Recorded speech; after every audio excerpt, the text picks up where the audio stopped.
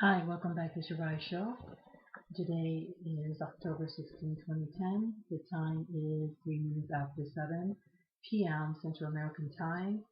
And I'm going to continue reading Safe in My Shepherd's Arms. You prepare a table before me in the presence of my enemy. God is the shepherd who guides, the Lord who provides, the voice who brings peace in the storm. At this point in the psalm, David's mind seems to be lingering in the high country with the sheep. Having guided the flock through the valley and the upland for greener grass, he remembers the shepherd's added responsibility. He must prepare the pasture. This is new land, so the shepherd must be careful. Ideally, the grazing area will be flat, the mesa or tableland.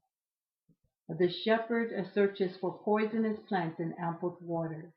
He looks for signs of wolves, coyotes, and bears. Of special concern to the shepherd is the antler, a small brown snake that lives underground.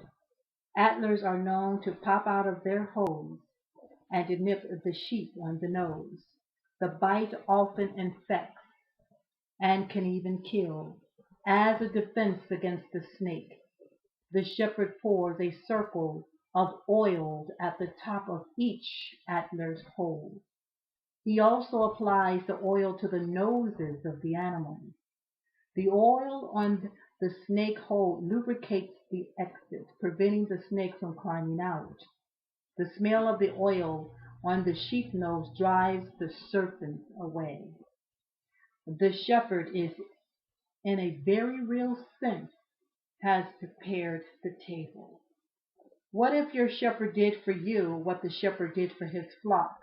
Suppose he dealt with your enemy, the devil, and prepared for you a safe place of nourishment. Suppose he, in the hours of your failing, invites you to the meal. What would you say if I told you he has done exactly that?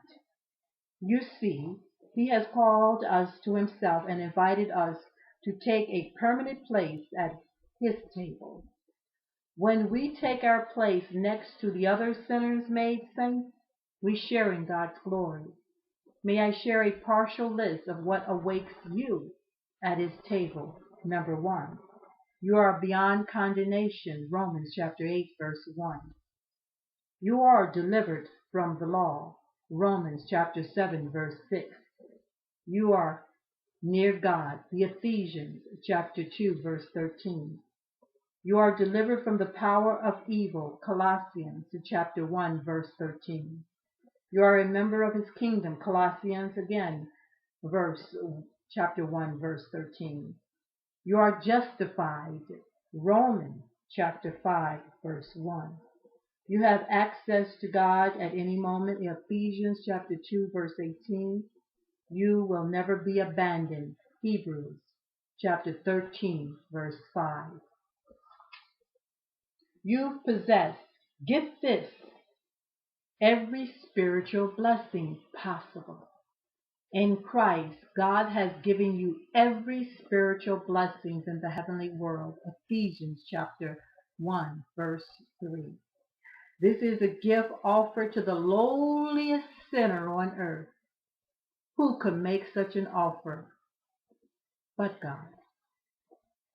And the glimpse of grace. This is Shira.